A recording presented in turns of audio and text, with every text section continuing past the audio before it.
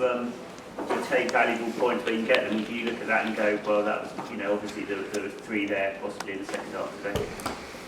Yeah, I know exactly where you're coming from, but again, I think if you've heard me speak over the last few weeks,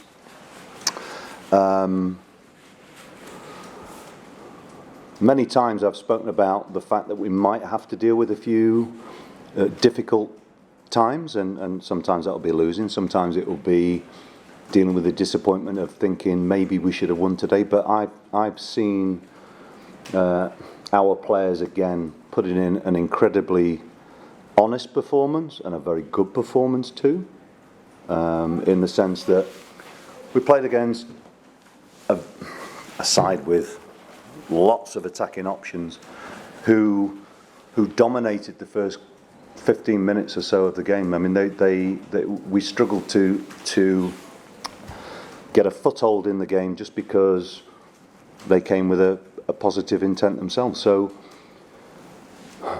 when I look back at any performance and result, the first thing I do is to think about whether we've had the right performance. And I think, again, the players take incredible credit from the way that they've gone about trying to win the game today. And yeah, on another day, maybe I could be sitting here talking about winning 3 points.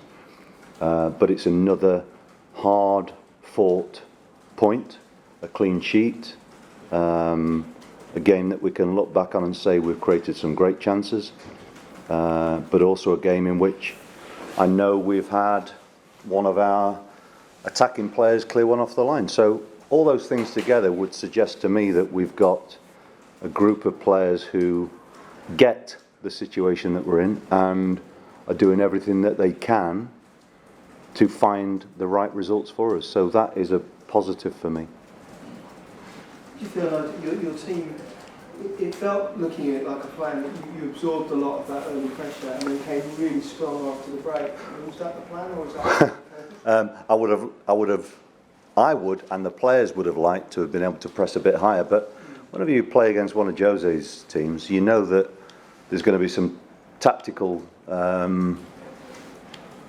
conundrums to solve, and they started very well in possession, and so it meant that we had to defend a little bit deeper than we would like, but we found the solutions, and the players found the solutions out on the pitch. And I think that's when you play against a side like Spurs, when you do get the ball back, it's important that you make the most of your possession. And I thought today, yeah, it took a while for us to find our rhythm, but we did do. And the positives I take from that are that even when you're not, or when we aren't playing with a sort of fluidity that we would like to have, that the players are still prepared to do and find the answers out on the pitch by sticking in there until we can get the ascendancy. And I thought towards the end of the first half, and certainly in the second half, for long periods, we caused them lots of problems. And on another day, as I've already said, I could be sitting here and talking about converting chances and winning the game, but it's not the case.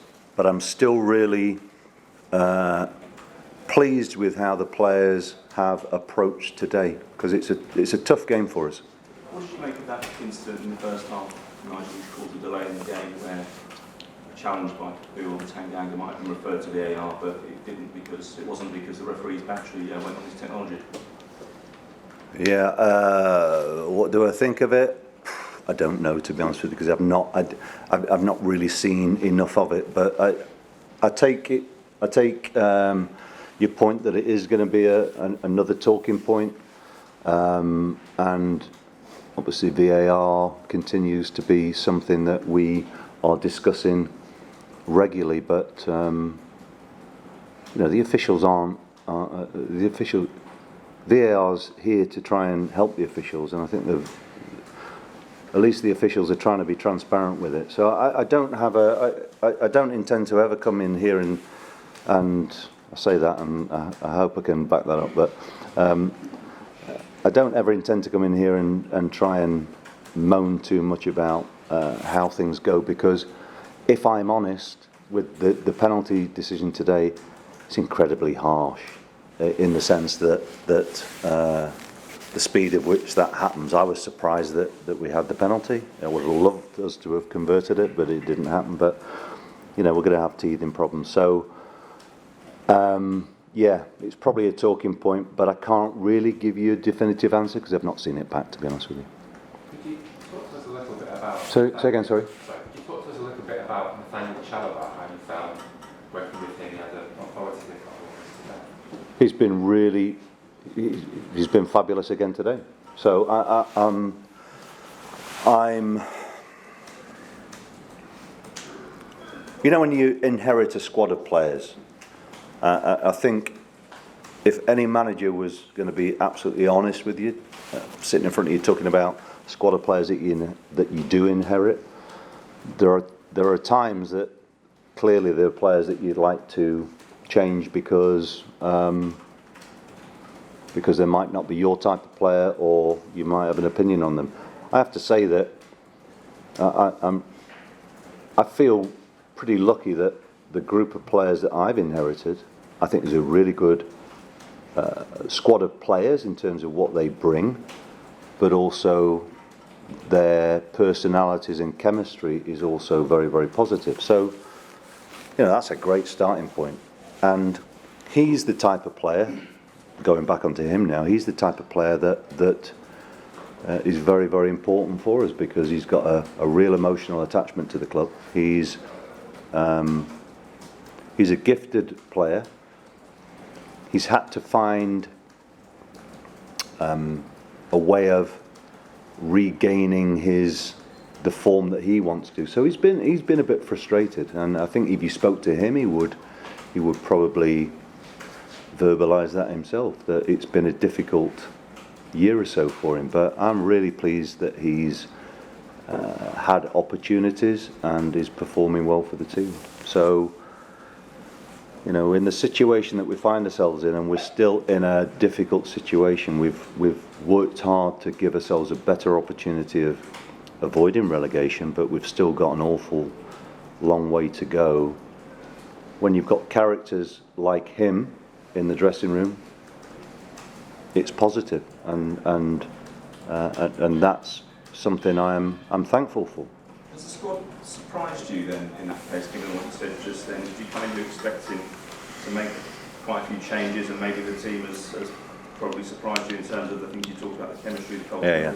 I came in with a very open mind, and I think you always hope that there is enough material to work with, and I made I didn't have preconceived ideas about, people want to talk now, the window's open, people want to talk about the business that you can do. I'm really not that bothered about doing business, to be perfectly honest, because I think we've got players capable of delivering, but whether we do more business will be based on whether we as a football club decide it's in our interest to strengthen what we've already got. But in all honesty, I think we have a nice blend at the moment, and I think we have people who are committed to affecting the situation that we're in. I think that is more than anything a huge positive for us. Nigel, on the clean sheets, I think that's Yeah. you've kept now since you've I haven't. They have. since you've been here. How pleasing is it to have that base, got that base in, if you like, sort of so relatively quickly? If you talk to defenders and goalkeepers, they will, if strikers judge themselves by goals scored, then defenders and goalkeepers would do the same with clean sheets.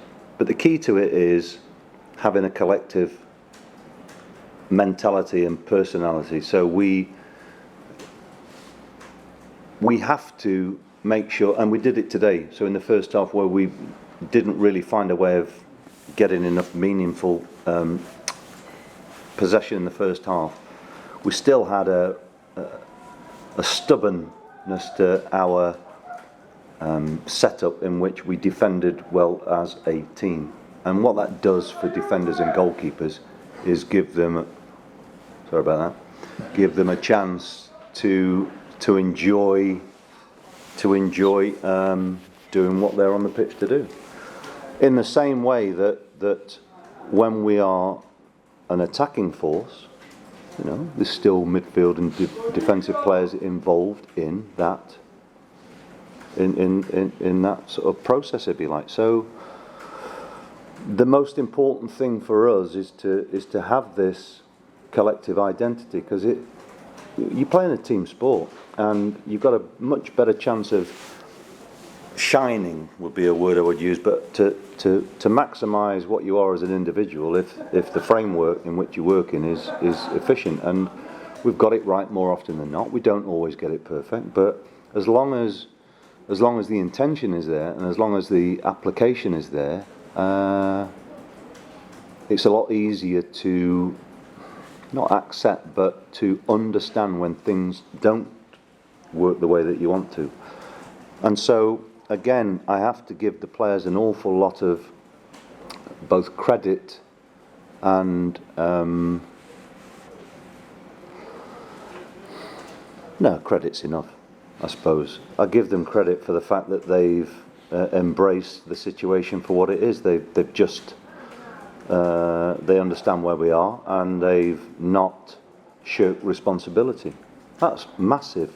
In the situation that we're in, that's a huge, you know, so people want to talk about technical ability and people want to talk about loads of different things, but on a daily basis you need the work ethic and the professionalism to be a key component, and that goes for all of us. That's not just the players, that's for the staff as well. And you know, I think this club has an incredible amount of potential, but what we have to do is protect our immediate future, and that is by doing what we can to get out of the situation that we're in, which we are still in. You know, and this is the point that we've given ourselves a better chance, but what we haven't done is